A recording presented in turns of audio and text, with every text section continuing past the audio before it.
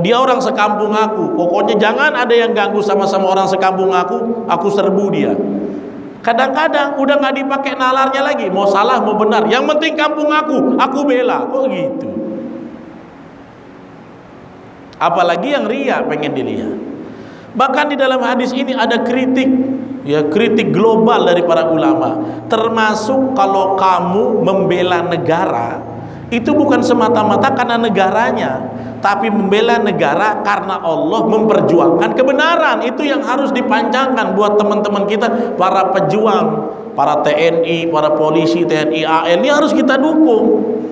Kita nggak bisa, Pak. Kita tidak punya legitimasi untuk membela negara di perbatasan, keamanan negara. Tapi mereka supaya misalnya kenapa-napa di pertempuran, meninggalnya dapat pahala tinggi, mereka harus niatkan saya membela NKRI karena Allah dan membela kebenaran. Begitu. Jadi harus ditambahkan niatnya supaya lebih lillah lagi. Karena ketika anda membela satu kelompok, walaupun satu kampung, walaupun itu anakmu sendiri, tapi kalau salah dalam Islam tidak dibenarkan. Tapi ketika anda harus dalam perang, tiba-tiba anda punya anak atau punya bapak atau punya adik-beradik di barisan orang kafir, sudah mau nyerang kita, bunuh aja. Itu bukti tidak hamiatan. Ini pernah terjadi kisahnya kepada Mus'ab bin Umair. Ini asbabun nuzul turunnya 2 ayat terakhir surat Mujadalah. Bingung Mus'ab bin Umair waktu lagi jihad perang Uhud, ada yang mengatakan perang Badar, lah ada bapak aku, kalau dia tak tebas dia kena tebas. Akhirnya apa? Bah! Habis, mati. Gelisah habis itu. Aduh, gimana tuh? Turun ayat, ya, kemudian Allah sampaikan, la tajidu qauman yu'minuna billah, kamu tidak akan mendapati satu kaum yang beriman kepada Allah dan Rasulnya, yu'aduna man haddallaha wa rasulah, dia berkasih sayang kepada orang yang memerangi Allah dan Rasulnya. Ini konteksnya keluarga kita udah mau nyerang kita nih, kita orang Islam, kita udah mau diserang dia udah berangkat, udah mau pakai parang. Bukan lagi diam-diam. Kalau diam-diam dalam Islam terus bermuamalah dengan baik. Orang tua yang kafir harus berbuat baik. Ini konteksnya, dia udah mau serang kita, terus kita harus apa? Gak boleh berkasih sayang, ya harus tegakkan agama Allah. Makanya kata Allah, walau kanu aba'ahum au abna'ahum au ikhwanahum au ashiratahum, walaupun itu bapak-bapak mereka, anak-anak mereka, saudara-saudara mereka, ya udah akhirnya terbunuh. Dan Allah menenangkan hati mereka dengan turunnya surat terakhir dari ayat terakhir dari surat Mujadalah. Jadi apa? Dalam fight itu, ya, berjihad, bela negara, membela kebenaran, harus dalam rangka menegakkan kalimat Allah. Ya, ini pentingnya kita memancangkan niat. Berapa menit lagi? 15. Oke. Ya. Kenapa begitu? Nah, ya, ini kata Syekh Mustafa Al-Bugha, annal a'mal, sesungguhnya amalan-amalan itu innama, ya, ya'taddu biha indallah, sesungguhnya amal itu hanya, ya, disandarkan, ya, di sisi Allah bihasabin niyatis salihah. Semua amal, ya, termasuk kalau kamu berjuang, berjihad, berperang dalam satu momentum, semuanya itu nanti akan dipertanggungjawabkan tergantung kadar niat yang benar dari dirimu, ya. Bahkan di dalam Islam itu berjihad, membunuh orang kafir yang memerangi kita hanya untuk menghabisi nyawa, sering ditegur oleh Nabi. Jihad itu Pak, kalau Anda diserang sama satu orang negara kafir, Anda angkat senjata, niatnya, jihad itu niatnya adalah mendesak dia supaya mau menerima Allah dalam hatinya. Bukan niatnya membunuh, menghabisi. Makanya di dalam Islam kalau kita sudah perang, dia tak berani, syahadat, nggak boleh lagi diayun itu pedangnya, nggak boleh lagi ditumpahkan darahnya, karena tujuan dalam Islam jihad sekalipun agar Allah itu wujud dalam hatinya, agar dia mau bersyahadat. Intinya jihad itu begitu. Nggak ada dalam Islam jihad itu kita habisi nyawa-nyawa mereka, nggak ada. Dalam Islam itu perang itu opsi paling ujung terakhir. Bukan dikit-dikit perang, enggak Islam. Islam tuh kalau bisa diplomatis, diplomatis dulu. Inilah Islam. Makanya anak-anak muda harus tahu. Kalau tidak memahami ini, uslubnya, marotibnya, ya jadinya radikal itu. Harus paham. Abu Bakar tuh pernah merangi kaum. Kenapa? Tidak mau bayar zakat. Kalau tak mau bayar juga zakat, ini kan salah satu rukun Islam ditolaknya. Kami akan datang mendesak kalian, berarti kalian telah menentang satu perintah Allah dalam rukun Islam. Setelah didesak mereka mau, ya udah nggak jadi perang. Itu Islam, cuma mendesak saja, bukan nak habisin nyawa. Agama Islam itu paling anti mengalirkan darah manusia kalau tidak dalam keadaan darurat, mendesak, bela diri, diserang. Nah, itu dia.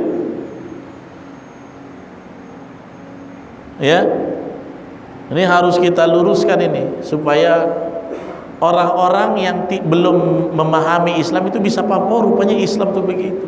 Bahkan dalam Islam sekedar kau berani aja belum tentu itu di jalan Allah. Intinya dalam Islam berjihad itu tergantung dari kita itu li'i'la'i kalimatillah, ya. Itu niat kita yang harus betul-betul kita pancangkan. Yang kedua, wa annal fadla al-warid fil mujahidin, sesungguhnya keutamaan buat seorang yang berjuang di jalan Allah, innama ya yukhassu biman qatala li'i'la'i kalimatillah. Orang yang berjihad ya akan mendapatkan keutamaan selama dia mengkhususkan niatnya berjuang itu hanya untuk menegakkan kalimat Allah, bukan menunjukkan dia berani, bukan nak bela sukunya, tapi saya ingin tegakkan kalimat Allah. Itu aja. Ya. Walaupun kita tidak bisa justifikasi niat orang. Ada orang yang terbunuh, oh dia niatnya tuh karena sok berani itu, habis itu kita tak usah makamkan. Enggak. Kata para ulama, walakin la yamna'u hadza min muamalatil qatil fil ma'rakah muamalatas syahid. Tapi kalau kita melihat dalam peperangan, kita udah nggak lihat niatnya. Kita lakukan, mereka selenggarakan fardu kifayah. Misalnya Anda perang, Anda tahu nih kawan Anda nih cuma pengen berani atau bela suku, dia udah mati. Tetap kita berinteraksi, melayani mayatnya seperti orang yang mati syahid. Karena masalah niat bukan tugas kita, bukan domain kita. Ya, seperti orang munafik sekalipun, Anda lihat ada kawan ciri-cirinya kayak orang munafik ini, hina agama, sholat malas-malasan, nanti dia mati, Anda tetap harus melaksanakan fardu kifayah seperti orang Islam. Karena apa? Urusan hatinya, urusan dia dengan Allah. Kita bermuamalah secara zahir apa yang kita lihat. Itu Islam. Gitu ya. Ya, bahkan di sini disampaikan, fala yugsal wala yukaffan wala yusalli alaihi bal yudfan, ya. Tidak perlu dimandikan, dikafankan, ya, bahkan langsung aja. Kenapa? Wa amrun niyati wal qasdi matrukun ilallah subhanahu wa ta'ala. Karena perkara niat kita serahkan semua, itu domainnya Allah. Kita cuma melihat secara zahir. Nabi Muhammad tak pernah nyuruh bunuh orang munafik, tak pernah nyuruh. Nabi memperlakukan mereka seperti orang muslim. Kalau mati dikuburkan seperti muslim. Cuma kadang Nabi tak mau ikut, takut jadi legitimasi. Ya, inilah pentingnya niat. Tayyib, ini yang bisa kami sampaikan. Kalau ada yang ingin bertanya silakan. Udah tanya Bapak Ibu? Nggak ada? Oke, kalau nggak ada kita lanjut aja lagi. Nah, ya. Baik. Ini bayar utang yang kemarin. Hadis yang berikutnya. Kalau ada yang mau tanya tunjuk tangan ya, Pak.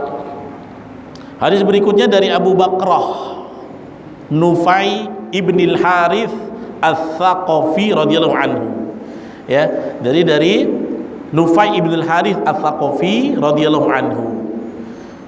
Dia mengatakan bahwasanya Nabi pernah bersabda, ya, idzal taqal muslimani bisayfihima.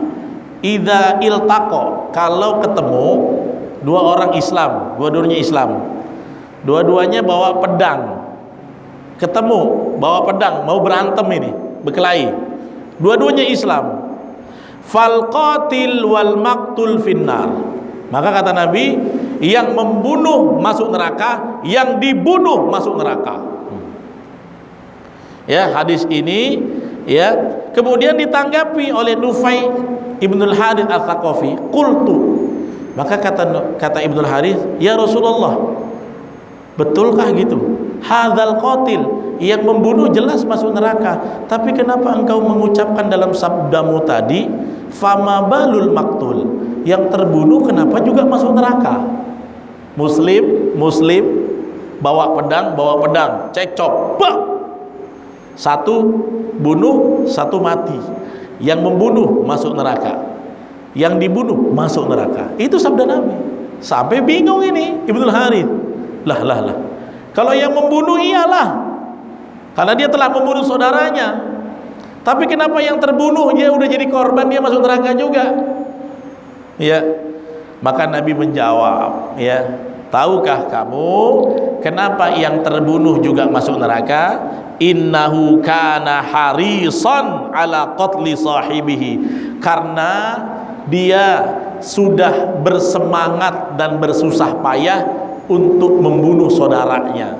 Pasal aja dia yang kena bunuh. Kalau tidak, kalau dia yang menang, dialah yang membunuh. Jadi niatnya sama aja, udah pengen niat membunuh saudaranya sesama muslim. Bukan cuma niat, udah diayun kan, berarti udah bawa pedang. Kecuali yang satu bawa pedang, satu tak bawa, gitu ya. Nah, ini beda hukumnya.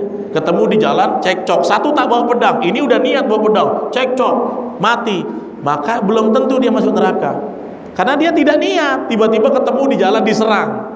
Ini konteksnya Nabi bilang, kalau bertemu dua orang muslim dengan dua pedang, sama-sama bawa pedang, membunuh yang dibunuh masuk neraka. Makanya jangan sampai begini, Pak. Kita ingin berperang, perang saudara tuh, Pak, itu masuk neraka, Pak. Nggak boleh.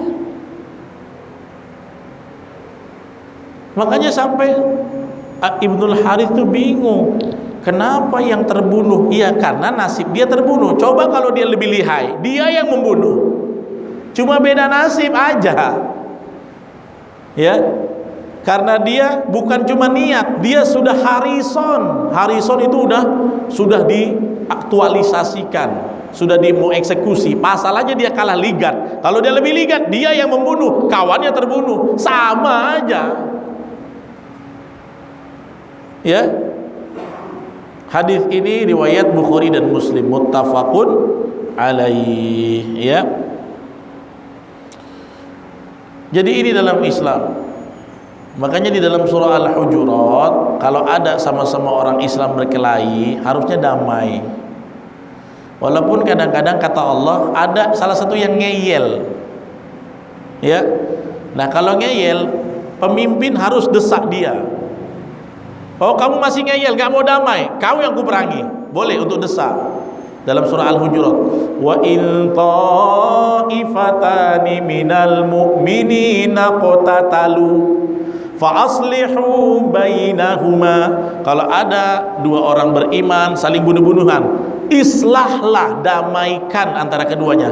Fa in bagot ihdahuma 'alal ukhra, kalau bagot diberontak, salah satunya ngeyel, Yang satunya ngeyel, tetap pengen ribut. Ya, faqatilul lati tabghi, maka kamu perangi yang ngeyel itu, desak dia. Ini ya, satu ormas sama ormas kelahi misalnya. Pemimpin datang damai, enggak mau. Hajar. Kau yang kuperangi. Gitu diajarkan Islam. Jadi Nabi itu pernah mendamaikan dua kubu gara-gara cuma sendal aja ini, tahu nggak? Gara-gara sendal, Pak. Gara-gara kasut orang Melayu bilang. Gara-gara kasut. Antara Muhajirin dan Ansor. Ada orang Ansor yang agak-agak munafik, gitu ya. Kemudian orang munafik ini banyak dia punya konstituen. Si munafik ini konstituennya banyak, pengikutnya banyak. Mau dilabrak sama orang Ansor juga. Kau ini munafik. Ya, dia sudah buka sendal. Orang-orang si munafik ramai buka sendal juga. Tapi statusnya dalam Islam kan mukmin. Munafik itu bukan kita domainnya, domain Allah. Turun ayat itu. Kalau dua orang beriman berselisih, damaikan. Ada yang ngeyel. Yang ngeyel, bagot ini kan berontak, bugotnya dia berontak. Maka perangi yang berontak itu. Nah, kalau sudah kau ancam, kau sayur dia, ya Muhammad, mereka sudah diam, maka damaikan dengan adil. Gitu, ya. Memang harus begitu, Pak. Hari ini kita itu digini-giniin, anak bangsa sama-sama orang Muslim Indonesia. Jangan mau ya, Pak ya. Antara ormas satu dengan ormas ini, antara majelis satu dengan kajian yang ini, digini-giniin, enggak usah. Itu ada musuh-musuh Islam yang punya agenda, yang berkunut, yang tak kunut sengaja diadu, nggak mikirin Indonesia, mikirinnya kelahi terus. Jangan mau. Udah masuk 2 menit lagi. Yang satu doa bersama, yang satu doa masing-masing. Dibikinlah seolah-olah bermasalah, padahal ini doa bersama masing-masing masuk surga semua. Jangan mau kita diadu-adu. Pesan Allah, fa aslihu bainahuma, damaikan antara keduanya. Kita itu lahir dari satu rumpun yang sama. Dulu aja Muhajirin dan Ansor jauh beda, tapi mereka mau ditaati. Muhajirin itu kulturnya beda dengan Ansor, Pak, beda. Tapi mereka mau disamakan. Ya. Dengan apa? Bi ni'matihi ikhwana, dengan nikmat persaudaraan Islam. Tolong, Pak, ini saya sampaikan, sering saya jadikan trigger dalam kajian saya. Kalau ada saudaramu berbeda manhaj dalam dalil saja, tolong hargai dong. Jangan dianggap musuh, jangan dianggap sesat. Cuma beda dalam teknis. Kalau bedanya akidah baru kita lawan. Tapi kalau bedanya tentang fikih, sholat subuh duduknya tawaruk atau iftiros, itu sampai ujung kiamat gak bakal habis, Pak. Itu yang tawaruk tuh ahli bid'ah, jangan. Itu yang iftiros tuh ahli bid'ah, jangan. Kan sekarang begitu. Harus dipersatukan. Nah, saya ini capek ngeliatnya begini. Saya mempersatukan. Kadang sini pun fitnah juga. Ya. Tapi Nabi ditugaskan Allah untuk islah bainan nas, mendamaikan manusia.